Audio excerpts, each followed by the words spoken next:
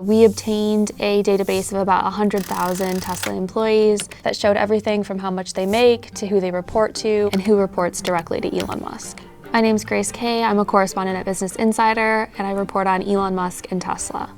According to the database, Elon Musk had 30 direct reports as of December 2021. Over a third have left since then. 8 of them left this year. 4 of them announced their departures this past month ahead of the robotaxi event. Tesla's base pay was lower than I expected, especially when you're reading headlines about companies like Meta and Google. Some employees are making over $700,000. Some of the highest paid employees were often people in machine learning who worked in AI, and some of Tesla's more futuristic goals, which focus on developing a self-driving car. Some exec level people were also making over $300,000. We expected that executives would be making more than the average employee. On the lower side were job families within sales and delivery and customer support. The median pay, according to the SEC filings from 2021, for Tesla was around $40,000. For comparison, the median pay at Meta and Google were around $290,000 for their employees. 400 versus what? 40 versus 290. Oh, wow.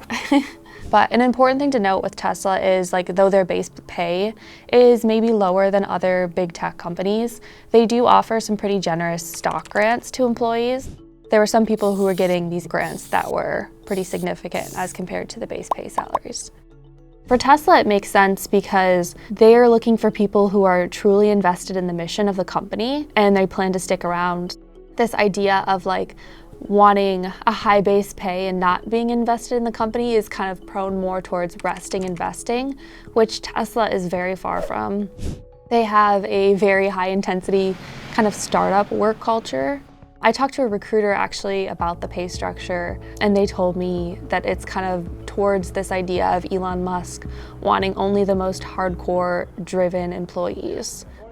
So they want people who maybe they could get paid more somewhere else, but they're so passionate about Tesla's mission, they believe in what the company is doing.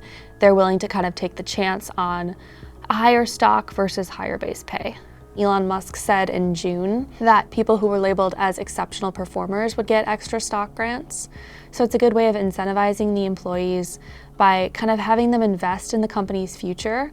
And with a stock like Tesla, which has soared over the past decade, it's a good opportunity for people to benefit off of that. I was talking to an expert and he kind of compared it to a lottery ticket. It's kind of for people who are willing to take a big bet and they really believe in the company's mission. So they could take a lower base pay, but they could get equity in Tesla and Tesla could soar and they could earn a lot of wealth that way, or they could just incrementally increase their base pay. And sometimes for big tech workers, it's more attractive to kind of get this opportunity to earn a lot of wealth off of betting on a company, especially one that they're directly involved in. But Tesla's stock has been pretty volatile historically.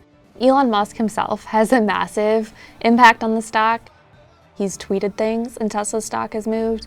He's faced shareholders and SEC lawsuits over things that he's tweeted that has impacted the stock. When you're betting on Tesla, when you're getting in on investing in the company, you're also kind of dependent on Elon Musk and how he's going to move the stock. But having stock isn't the same as having money in your bank account. It's a lot different than having a base salary because it's not money you can necessarily count on. It can fluctuate day by day. Elon Musk is a perfect example of this. Tesla had its robotaxi event and Tesla's stock dropped after that and he lost about $15 billion. Tesla might not be able to keep up this kind of reputation, this stock surge. And when that reputation goes away, people are probably going to expect higher base pay. I've talked to some people who've got in early with the stock. They've kind of made their retirement already in their mid-20s, 30s, and they have definitely expressed how fortunate they feel. One of them told me he's concerned for younger engineers getting in who are kind of bright-eyed and bushy-tailed and expecting that same kind of return on their investment, which seems unlikely because the stock can't go up forever.